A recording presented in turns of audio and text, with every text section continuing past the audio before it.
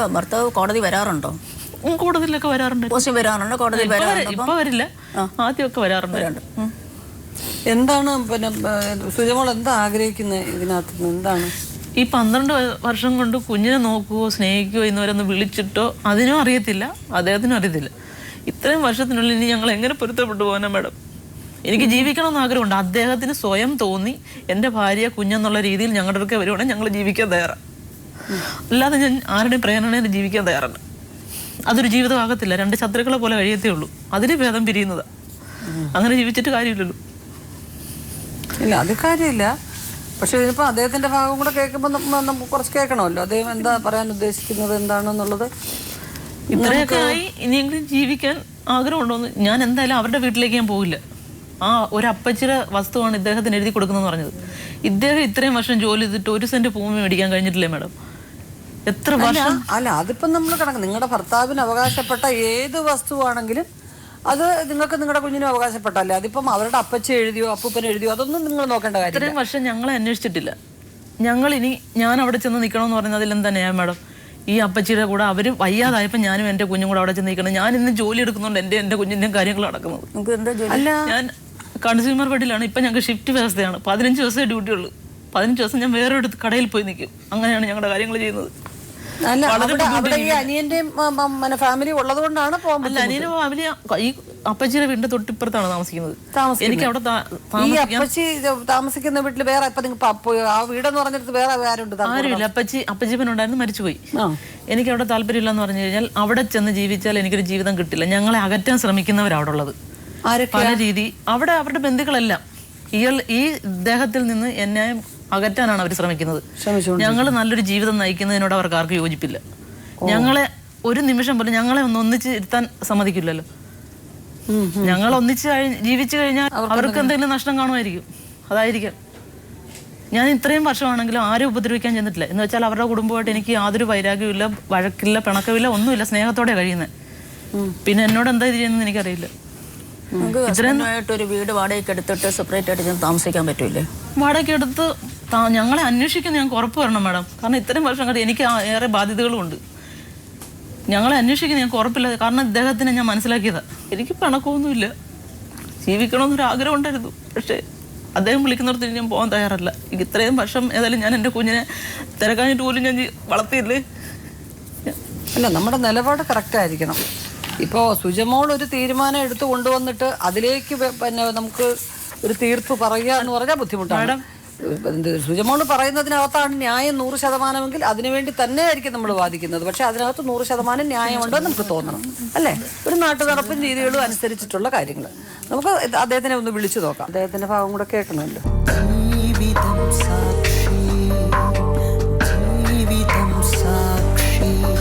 പരാതിയുടെ പേരിലാണ് ശ്യാംകുമാർ വന്നിരിക്കുന്നത്. കുറച്ച് കാര്യങ്ങൾ അവർ പറഞ്ഞു. കുറച്ച് കാര്യങ്ങൾ എന്ന് പറഞ്ഞു കഴിഞ്ഞാൽ നിങ്ങൾ അടിക്കുമെന്നോ ദേഹോപദ്രവം ചെയ്യുമെന്നോ അങ്ങനെയുള്ള യാതൊരു ഭയമോ അതൊന്നും അവർക്കില്ല. നിങ്ങളൊന്നും അങ്ങനെ ചെയ്തിട്ടില്ല. നിങ്ങളുടെ പെരുമാറ്റത്തിലും വേറെ യാതൊരു കുഴപ്പമില്ല. പിന്നെ നിങ്ങൾ ഒരു ദൂര സ്ഥലത്ത് പോയി താമസിച്ചിട്ട് ഭാര്യയും കുഞ്ഞും എങ്ങനെ ഇരിക്കുന്നതെന്ന് അന്വേഷിക്കുകയോ അങ്ങനെയുള്ള കാര്യങ്ങളൊന്നും ചെയ്തിട്ടില്ല എന്നുള്ളതാണ് അവരുടെ പരാതി. അങ്ങനെയാണല്ലേ? ഭാര്യയും കുഞ്ഞും ഇപ്പോൾ ഞാൻ താമസിക്കുന്ന എൻ്റെ കൂടെ എൻ്റെ വീട്ടിൽ വന്ന് താമസിച്ചാൽ അവരെ സംരക്ഷിക്കാനും ഞാൻ ബാധ്യസ്ഥാനും അവരെ അന്വേഷിക്കാനും ബാധ്യസ്ഥാനം അവർക്ക് വേണം സൗകര്യങ്ങൾ ചെയ്തു കൊടുക്കാനും എൻ്റെ സാമ്പത്തിക സ്ഥിതിയുടെ പരിധിക്കുള്ളിൽ നിന്നുകൊണ്ട് ഒന്നിച്ച് ജീവിക്കാൻ ഞാൻ തയ്യാറാണ്.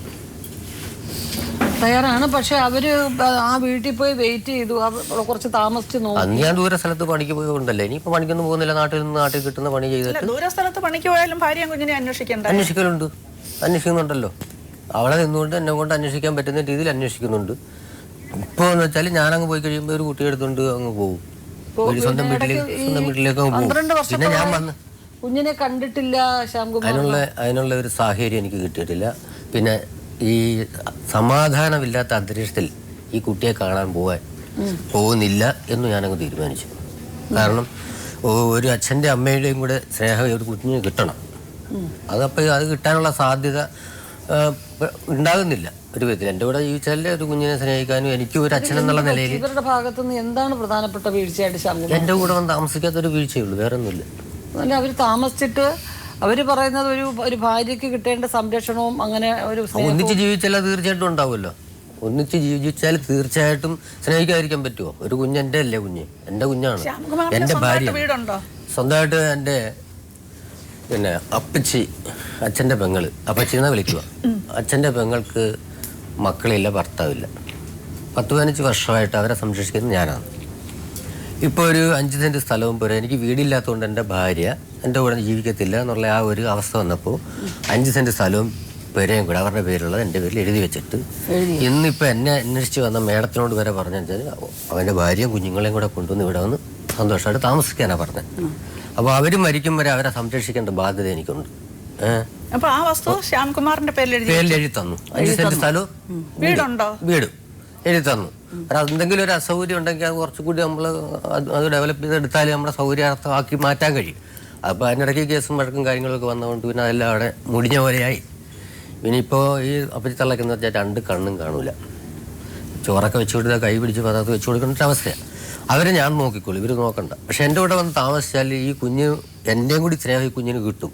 ഇതിനു മുൻപ് അഥവാ ഇത്രയും വർഷം നിങ്ങൾ എവിടെയായിരുന്നു വെച്ചാൽ എനിക്ക് അതിനുള്ള സാഹചര്യം കിട്ടാനുണ്ടാകും. അതല്ല, ഇപ്പോൾ അവരെന്ത് തീരുമാനിക്കുന്നു അവരുടെ തീരുമാനത്തിന് വിടാൻ ഞാൻ തയ്യാറാണ്. ശ്യാംകുമാർ, ഞാൻ ചോദിക്കട്ടെ, അവരുടെ ഭാഗത്തു നിന്നും പല വീഴ്ചകളും ഉണ്ടായേക്കാം. കാരണം അവർ പറയുന്നത് അവർ പ്രതീക്ഷിക്കുന്ന തരത്തിൽ ഭർത്താവിൻ്റെ സ്നേഹവും ഇതും കിട്ടിയില്ല. അപ്പം നിങ്ങൾക്ക് നിങ്ങളുടെ ഭാഗത്തു നിന്നും പറയാം, അതുപോലെ പല കാരണങ്ങളും പറയാം. പക്ഷെ ഒരു കുഞ്ഞ് നിങ്ങളുടേതായിട്ടുണ്ട്. ഈ ഒരു 12 വർഷം കൊണ്ട് നിങ്ങൾ ചെലവിനും കൊടുക്കുന്നില്ല. ചെലവിന് കൊടുക്കാൻ കോടതിയിൽ കേസായിരുന്നു. അത് എപ്പോഴായിരുന്നു ഒരു കേസ് കൊടുത്തത്? നിങ്ങൾ പോയിട്ട് എത്ര വർഷം കഴിഞ്ഞാ കേസ് കൊടുത്തത്? 2 വർഷം കഴിഞ്ഞപ്പോൾ കേസ് കൊടുത്തു. നിങ്ങൾ പോയിട്ട് 2 വർഷം ഒരാളെ കാണാതിരുന്നു കഴിഞ്ഞാൽ കാണാതിരിക്കാൻ ഞാൻ വരുന്നുണ്ടല്ലോ. ഞാൻ വന്നിട്ടുണ്ട്, എൻ്റെ കൂടെ വന്ന് എൻ്റെ വീട്ടിൽ താമസിച്ചിട്ടുണ്ട്. 2 ഗർഭിണിയായിട്ടുണ്ട്. ആണോ സുജമോളെ? അത് ഞാൻ പറഞ്ഞില്ലേ മാഡം, 2ാമത് ഗർഭിണിയായിട്ടുണ്ട്. 2ാമത് വിളിച്ചോണ്ട് പോയെന്ന് പറഞ്ഞില്ലേ? വിളിച്ചോണ്ട് പോയിട്ട് അങ്ങനെ ജീവിക്കാനുള്ള ഒരു വ്യക്തിയാണെങ്കിൽ അതിനെ പ്രസവിച്ച് നല്ലൊരു കുടുംബമായിട്ട് ജീവിക്കാൻ ആഗ്രഹിച്ചന് അതിനെ അനിയൻ്റെ സഹോദരിയും വിട്ട് ഭാര്യയും വിട്ട് അത് അബോർഷൻ ചെയ്യിച്ച് കളയിക്കുകയായിരുന്നു. അന്നേരം വേറെ വീട് വേണം, അസൗകര്യമുണ്ട്. 2 കുട്ടികളും ഒരു വീടും കൂടി കൊണ്ടുപോകാനുള്ള സാഹചര്യമില്ല. അന്നേരം ഈ അപ്പി എനിക്ക് ഈ സ്ഥലം വരെയും തരാമെന്ന് പറഞ്ഞിട്ടുമില്ല. അപ്പോൾ അങ്ങനത്തെ സാഹചര്യത്തിൽ സാമ്പത്തികത്തിൻ്റെ ബുദ്ധിമുട്ടുകൊണ്ട് എന്താ ചെയ്യേണ്ടതെന്ന് 2 പേരും കൂടി തീരുമാനിച്ച ഒരു കാര്യമാണ്. ഞാൻ കണ്ണൂർ ജില്ലയിലാണ് നിൽക്കുന്നത്, അന്ന് പണിയെടുക്കുന്നത്. അപ്പോൾ ഇവളാണത് വേണോ വേണ്ടേ, അല്ല എന്നെ നശിപ്പിക്കാൻ ഞാൻ തയ്യാറല്ല എന്ന് തൻ്റെ ഇടത്തോടു കൂടി എന്നോട് പറഞ്ഞാണെങ്കിൽ പട്ടത്തിൽ നശിപ്പിക്കണമെന്ന് പറഞ്ഞാൽ എനിക്ക് നശിപ്പിക്കാൻ പറ്റുമോ? അങ്ങനെ അബോർഷൻ ചെയ്തു. മേഡം, ഒരു കുഞ്ഞിനെ വളർത്തുന്ന പാട് എനിക്കറിയാം. ഒരെണ്ണത്തിനെ കൊണ്ടുപോയിട്ട് അതിനെ നോക്കുന്നില്ല. പിന്നെ ഒരു കുഞ്ഞും കൂടെ ആയിക്കഴിഞ്ഞാൽ ഞാൻ ഏതെല്ലാം വാതിക്കെ കൊണ്ടില്ലും? ആര് തരുവാന് ചെലവിന്? ഒരെണ്ണമാണെങ്കിൽ ഏത് വാതിക്കലും കൊണ്ടില്ല. ഇവിടെ അതിനകത്ത് മനസ്സിലാകാത്തൊരു കാര്യം, നിങ്ങളത് ഇദ്ദേഹം 28-ന് പോയിട്ട് പിന്നെ അവരുടെ വീട്ടുകാർ വന്ന് വിളിച്ചു. ഇദ്ദേഹം വരാതെ പെട്ടെന്ന് വന്ന് വിളിച്ചത് കൊണ്ട് അച്ഛൻ വിട്ടില്ല. പിന്നെ കരയോഗം ഇടപെട്ട് നിങ്ങളെ വീട്ടിൽ പോയി താമസിച്ചു. അപ്പോഴാണോ ഈ സംഗതികൾ? മോന് 1.5 വയസ്സാകുന്നു. അപ്പോൾ അപ്പം പിന്നെ എനിക്ക് മനസ്സിലാത്തത് ഈ കുഞ്ഞിന് ഒന്നും എവിടൊക്കെ ഒരു ലിങ്ക് കിട്ടുന്നില്ലല്ലോ. 1.5 വയസ്സാകുന്നില്ല, അതിനു മുമ്പേ പ്രഗ്നന്റ് ആയി. അവിടെ വിളിച്ചോണ്ട് പോയ ആ ടൈമിലാണ് ആകുന്നത്. അതെ, എന്ന് പറഞ്ഞാൽ ഒരു ഒന്നിച്ച് താമസിച്ച് പ്രഗ്നന്റായി അബോർട്ട് ചെയ്യുന്ന ഒരു സമയമില്ലേ അത്? നിങ്ങൾ കുറച്ചു മുമ്പേ പറഞ്ഞു 1 മാസം താമസിച്ചു. 1 മാസം ഒന്നും താമസിച്ചില്ല, കുറച്ച് ദിവസം താമസിച്ചിട്ട് പോയി, പിന്നെ വന്നില്ല എന്ന് പറഞ്ഞു. 1 മാസം താമസിച്ചില്ല മാഡം. പിന്നെ വന്നില്ല എന്ന് പറഞ്ഞപ്പോ പിന്നെ എപ്പോ അങ്ങനെ ആലോചിച്ചിട്ട് പിന്നെ പോയി അബോർട്ട് ചെയ്തു? ഒരുമിച്ച് ഇരുന്ന് ആലോചിച്ചത്? ഒരാഴ്ച ഞങ്ങളുടെ കൂടെ നിന്നിട്ട് ഇദ്ദേഹം അങ്ങ് തിരിച്ചു പോയി കഴിഞ്ഞ് പിന്നെ 1 മാസം കഴിഞ്ഞിട്ടാണ് ഞാൻ അറിയുന്നത് എനിക്ക് ഇങ്ങനെയുള്ള കാര്യമുണ്ടെന്ന്. അന്നേരം ഞാൻ അദ്ദേഹത്തിനെ വിളിച്ചിട്ട് പറഞ്ഞപ്പോഴാണ് ഇങ്ങനെ ഞങ്ങളോട് ഈ ഒരു രീതിയിൽ കാണിക്കുന്നതുകൊണ്ടാണ്. അങ്ങനെ കൂടെയാണോ ഡിസൈഡ് ചെയ്തത്? അതെ, അല്ലാതെ കൂടിയെന്ന് ആലോചിച്ചിട്ടൊന്നും അദ്ദേഹം ഇല്ല, കണ്ണൂരാണ്. അദ്ദേഹത്തിന്റെ വീട്ടുകാർ വന്നാണ്, സഹോദരന്റെ ഭാര്യ. നിങ്ങൾ അങ്ങനെ ഒരു തീരുമാനം എടുത്തു അബോർട്ട് ചെയ്യാൻ. അപ്പൊ ഇദ്ദേഹത്തിന്റെ തീരുമാനം എന്നായിരുന്നു? അദ്ദേഹം അത് തന്നെ പറഞ്ഞത്. എന്തെങ്കിലും സ്വർണം കൊണ്ട് പണയം വെച്ചിട്ട് പോയി. കാരണം എന്താ അറിയോ, അവർക്ക് ഓൾറെഡി അവർ വളരെ ശക്തമായ തീരുമാനം എടുത്തു. ഒരു കുഞ്ഞിനെ കൊണ്ടാണെങ്കിൽ ഏത് വാതിൽ വേണമെങ്കിലും പോയി മുട്ടി കടം ചോദിക്കാം. 2ാമത്തെ ഒരു കൊച്ചായ ആരും തരില്ല. അതുകൊണ്ട് ഇതിനെ കൊണ്ട് എന്താ ചെയ്യേണ്ടത്? അയാൾക്ക് അവിടെ നിന്ന് വരാൻ പറ്റാത്ത ചുറ്റുപാടും കാര്യങ്ങളും. ശരിയാണ്, ഒരു വീടില്ല കൊടുക്കുന്നില്ലെങ്കിലല്ലേ ഞാൻ പൈസ എത്ര അയച്ചു കൊടുത്താലും പോസ്റ്റ് ഓഫീസിൽ കൂടി അയച്ചു കൊടുത്തോണ്ടിരുന്നത്. അപ്പോൾ അയച്ചു കൊടുക്കുന്നില്ല എന്നുള്ള പരാതി വന്നപ്പോൾ ഞാൻ പോസ്റ്റ് ഓഫീസിൽ തെളിവ് പോസ്റ്റ് ഓഫീസിലുണ്ട്. പിന്നെ അദാലത്തിൽ ഇതേപോലത്തെ ഒരു അദാലത്ത് പിന്നെ മജിസ്ട്രേറ്റ് കോടതിയിലെ അദാലത്തിൽ ഞാൻ ഹാജരാക്കിയിട്ടുണ്ട്. ഞാൻ അയച്ചു കൊടുത്ത പിന്നെ ഈ ഇതില്ലേ സ്ലിപ്പ് അത് ആണ് ഹാജരാക്കിയിട്ടുണ്ട്. അപ്പൊ കൊടുക്കുന്നില്ല എന്ന് പറഞ്ഞാൽ അത് പറഞ്ഞോട്ടെ, എനിക്ക് ഇഷ്ടം. നിങ്ങൾ പൈസ കൊടുത്തെന്നിരിക്കട്ടെ, പൈസ മാത്രം മതിയോ ഭാര്യ? പോരാ, സംരക്ഷണം വേണം, സ്നേഹം വേണം, എല്ലാം വേണം. അതെന്റെ കൂടെ ഒരു കുഞ്ഞായി. അതെ, അവരെ ഒന്ന് നോക്കുവോ, കാണുവോ, എന്റെ കൂടെ അതൊക്കെ ഒരു പെണ്ണ് ആഗ്രഹിക്കുന്ന കാര്യമല്ലേ? അതെയാന്ന്. അതുപോലെ ആഗ്രഹങ്ങൾ എനിക്കും ഇല്ല. എന്റെ ഭാര്യ എന്റെ കൂടെ എന്തുകൊണ്ട് ചെന്നില്ല? എവിടെ ചെന്നില്ല? ഭാര്യയുടെ അടുത്ത്. ഭാര്യ എന്റെ കൂടെ എന്റെ വീട്ടിൽ വന്ന് താമസിക്കാതെ ഭാര്യയോട് എടുത്ത് ഭാര്യ പോകുന്നിടത്തല്ല എനിക്ക് പോകാൻ പറ്റുമോ? ഭാര്യ നിങ്ങൾക്ക് സ്വന്തമായിട്ട് വീടില്ലല്ലോ. വീട് സ്വന്തമായിട്ട് ഇപ്പൊ ഉണ്ട്. ഇപ്പോഴല്ലേ? അന്നത്തെ കാര്യം പറ. അന്ന് എന്റെ തറവാട്ടിൽ എന്റെ കുടുംബ വീട്ടിൽ. അന്ന് അവിടെ ആരൊക്കെ താമസമുണ്ട്? എന്റെ അനുജനും ഭാര്യ. അപ്പൊ അവിടെ താമസിക്കുന്നത് ഇവർക്ക് ബുദ്ധിമുട്ടായി തോന്നി. അതുകൊണ്ടാണ് അവർക്ക് ബുദ്ധിമുട്ടായതുകൊണ്ട് സൗകര്യം ഉണ്ടാക്കി എടുത്തിട്ട് അങ്ങോട്ട് മാറാന്ന് പറഞ്ഞു. അവരുടെ ബുദ്ധിമുട്ട് എന്താണെന്ന് ഒരു ഭർത്താവ് എന്നുള്ള നിലയിൽ നിങ്ങൾ മനസ്സിലാക്കേണ്ടതല്ലയോ? അതെ, എന്നോട് പറയണം. എനിക്ക് ബുദ്ധിമുട്ടുണ്ടെങ്കിൽ ഒന്നുകിൽ അവരുടെ വീട്ടിൽ താമസിക്കാൻ അനുവദിക്കുക, അല്ലെങ്കിൽ വേറെ വാടകയ്ക്ക് വീടെടുത്ത് താമസിക്കുക, അല്ലെങ്കിൽ നിങ്ങളുടെ ജോലി സ്ഥലത്ത് എനിക്ക് വാടകയ്ക്ക് വീടെടുത്ത് ഇങ്ങനെയല്ലയോ സാധാരണ ഭർത്താക്കന്മാർ ചെയ്യുന്നത്? അതെ, വാടകയ്ക്ക് വീടെടുത്ത് മാറി താമസിക്കാൻ പറ്റുന്ന അവസ്ഥയിൽ ഞാൻ പറഞ്ഞല്ലോ, സംരക്ഷിക്കാൻ ആളില്ലാത്ത ഒരു അപ്പച്ചി തള്ളയുണ്ട്, അവരെ സംരക്ഷിക്കണം. ആ ബാധ്യത ഇപ്പോഴും ഉണ്ട് എനിക്ക്. അതിപ്പോ നിങ്ങളുടെ അമ്മയോ നിങ്ങളുടെ കുടുംബത്തിലുള്ള ഒരു മറ്റൊരു ബന്ധുവാണെങ്കിലും നിങ്ങൾ നോക്കേണ്ട ബാധ്യതയുണ്ട്. നിങ്ങൾക്ക് നോക്കാം. പക്ഷെ നിങ്ങൾ കഴിഞ്ഞ ആഴ്ച മറ്റാണ് അവിടെ ചെന്നതാണല്ലോ പറയുന്നത്, ആ വീട്ടില്, അപ്പച്ചയുടെ വീട്ടില്. ഞാൻ പണിക്ക് പോകും. പണിക്ക് പോകും. ഈ 12 കൊല്ലം നിങ്ങൾ പണിക്ക് പോയിരുന്നേതോ? ഏടെ 12 കൊല്ലം? ഇവരെ കല്യാണം കഴിച്ചിട്ട് 12 കൊല്ലം ആയില്ലേ? ആയി. പണിക്ക് പോയി പോകും, പണിക്ക് പോകും, വരും, പണിക്ക് പോകും, വരും. പിന്നെ ബാക്കി കേസിനും പോകും. പിന്നെ അല്ല ശ്യാംകുമാർ, നിങ്ങൾക്ക് വീടില്ലാതിരുന്ന ഒരവസ്ഥയെ തീർച്ചയായിട്ടും അവരുടെ വീട്ടുകാർ കൊണ്ടുപോയി അവരെ കൈയൊഴിയാതെ കൊണ്ടുപോയി അവരുടെ വസ്തുവിലൊരു പെരയും കെട്ടിക്കൊടുത്ത കൊച്ചിനെയും വെച്ച് അവരെ സംരക്ഷിച്ചവരാണ് പറയുന്നത്.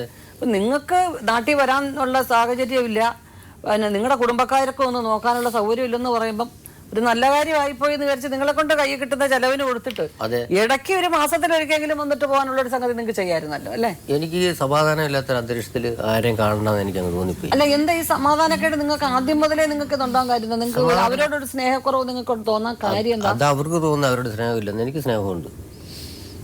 അല്ല, നിങ്ങൾക്ക് സ്നേഹം ഉണ്ടെങ്കിൽ അവരെ ഒന്ന് കണ്ടാനല്ല. എവിടെ വന്ന് കണ്ടേനെ? നിങ്ങളുടെ കുഞ്ഞിനെ പോലും ഒന്നും കണ്ടില്ലല്ലോ. എവിടെ?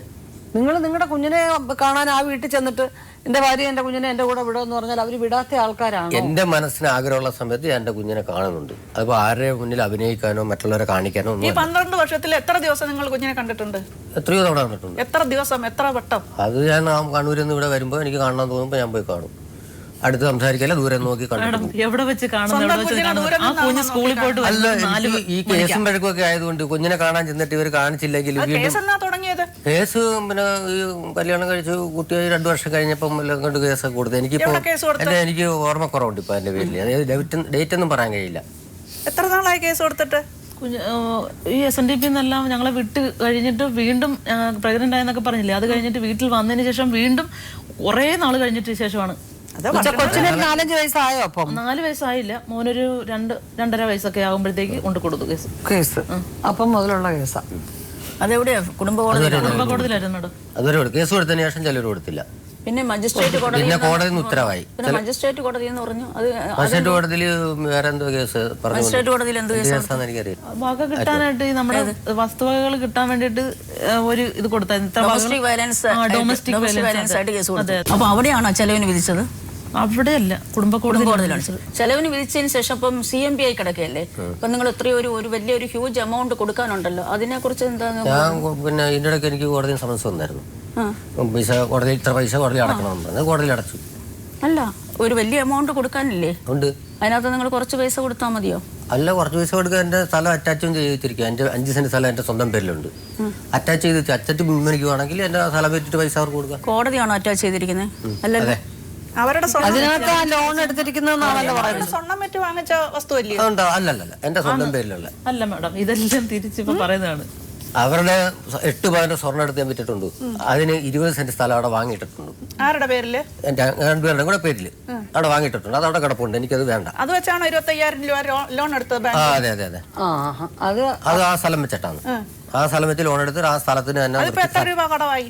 എത്രയാന്ന് എനിക്കറിയില്ല, എന്നെ അറിയിച്ചിട്ടില്ല. തിരക്കാഞ്ഞത് ചെറുക്കാന്ന് വെച്ചാൽ എനിക്കിതുവരെ അതിനെ പറ്റി അറിയാൻ വയ്യായിരുന്നു.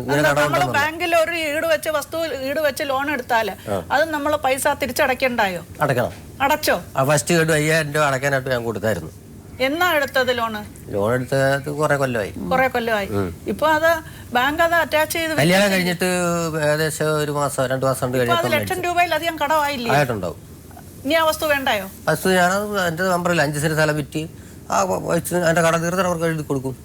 അതെങ്ങനെ വിൽക്കാൻ പറ്റും? അതിപ്പം ബാങ്ക് അറ്റാച്ച് ആ ചെയ്തിരിക്കാൻ സ്ഥലമല്ല, എന്റെ സ്വന്തം പേരിലുള്ള സ്ഥലം. അല്ല അത് അപ്പച്ചി അല്ല എന്റെ സ്വന്തം പേരിൽ 5 സെന്റ് സ്ഥലമുണ്ട്. വേറെ അതല്ലാതെ ഉണ്ടോ? ഉണ്ട്. ഓ അപ്പച്ചി നിങ്ങൾക്ക് തന്നതല്ല? അല്ല അപ്പൊ അതുമല്ല, ആ സ്ഥലമല്ല ഈ സ്ഥലമല്ല, എന്റെ സ്വന്തം പേരിൽ 5 സെന്റ് ഉണ്ട്. സ്ഥലം. അവിടെ ഒരു വീട് വെച്ച് നിങ്ങൾക്ക് കുടുംബമായിട്ട് അവിടെ വീട് വെക്കേണ്ട സൗകര്യം കുറവാണ്. എന്താ? പകുതി വെള്ളവും പകുതി കരയാണ്. ഒരു വീട് വെക്കണമെങ്കിൽ 2 വീടിന്റെ പൈസ ചെലവാക്കണം. പിന്നെ ഇപ്പോൾ ഒരു വീട് എനിക്ക് തൽക്കാലം നിലവിലുണ്ടല്ലോ, അവർ മരിച്ചു കഴിഞ്ഞിട്ട് ആ വീട് വിറ്റിട്ട് നമുക്ക് ആലോചിച്ച് ചെയ്യാവുന്ന കാര്യമുള്ളൂ. അതൊന്നിച്ച് ജീവിക്കുമ്പോൾ ആലോചിക്കാവുന്ന കാര്യമാണ്. അപ്പം നിങ്ങൾ സമ്മതിക്കുന്നു, നിങ്ങൾ ചെലവിന് കൊടുത്തില്ല, കുഞ്ഞിനെ കാണാൻ പറ്റിയില്ല, കണ്ടില്ല. കോടതി പോയിട്ടാണോ ശ്യാംകുമാർ എല്ലാം? അല്ല, പക്ഷേ കേസിന് പോയതുകൊണ്ടല്ലേ കോടതി പോകണം. കോടതി വിധി എനിക്ക് മാനിക്കാൻ. കല്യാണം കഴിഞ്ഞ് പോയ ഒരാളിന് യാതൊരു വിവരവും ഇല്ല. നിങ്ങൾക്ക് അവിടെ ഒരു അവിഹിത ബന്ധമുണ്ടെന്നാണ് ഇവിടുന്ന് പോയ ഒരു ബാച്ച്. അങ്ങനെ പരാതി ഉന്നയിച്ചാൽ പോരാ. അവിഹിത ബന്ധമുള്ളടത്ത് ഇവിടെ പോലീസുണ്ട്, നിയമമുണ്ട്, കോടതിയുണ്ട്. ഞാൻ താമസിക്കുന്നിടത്ത് വന്ന് കൂത്തുപറമ്പ് പോലീസിലേക്ക് വിളിച്ചു പറഞ്ഞിട്ട് അവിടുത്തെ പോലീസുകാരെ കൊണ്ട് തന്നെ പൊക്കിച്ചിട്ട് ഇവിടെ കൊണ്ടുവരണം. അത് ചെയ്യണം, നിയമപരമായിട്ട് അത് ചെയ്യാമല്ലോ. അവിടെ ഞാൻ കൂത്തുപറമ്പില് താമസം, പോലീസ് സ്റ്റേഷന്റെ പിന്നെ പരിധിക്കുള്ളിൽ താമസിക്കുന്നത്. അപ്പൊ അങ്ങനെ ഒരു ബന്ധം ഉണ്ടെങ്കിൽ അവിടെ എന്താ നിങ്ങൾ ഭാര്യയും കൂടെ കൊണ്ടുപോയി താമസിക്കാത്ത? വന്നിട്ട് താമസിക്കാൻ തയ്യാറാ? ഞാൻ തയ്യാറാണല്ലോ, എൻ്റെ കൂടെ വരാൻ തയ്യാറാവണ്ടേ? അത് കല്യാണം കഴിച്ചപാട് ഞാൻ കൊണ്ടുപോയി. അവിടെ കൊണ്ട് 15 ദിവസം അവിടെ താമസിച്ചു. എൻ്റെ കൂടെ അവിടെ താമസിക്കാൻ അവർ തയ്യാറാകാതുകൊണ്ടാ. എന്താ അവിടെ താമസിക്കാഞ്ഞത്? എവിടെ താമസിക്കാനാണ്? അതിനുള്ള സൗകര്യമില്ല. എന്നെ കൊണ്ടുവന്ന ഒരു സ്ത്രീയുടെ വീട്ടിലാണ് താമസിച്ചത്. ഒരു പള്ളി കമ്മിറ്റി സെക്രട്ടറിയുടെ വീട്ടിലാണ് ഇവിടെ താമസിച്ചത്. അവിടെ നടന്ന കാര്യങ്ങളൊന്നും ഞാൻ ജനങ്ങളെ അറിയിക്കാൻ താല്പര്യപ്പെടുന്നില്ല. മേഡം, പേഴ്സണൽ ആയിട്ടുള്ള കാര്യങ്ങൾ എന്റെ ഭർത്താവിനെ ഇൻസൾട്ട് ചെയ്ത് സംസാരിക്കാൻ ഞാൻ ആഗ്രഹിക്കുന്നില്ല.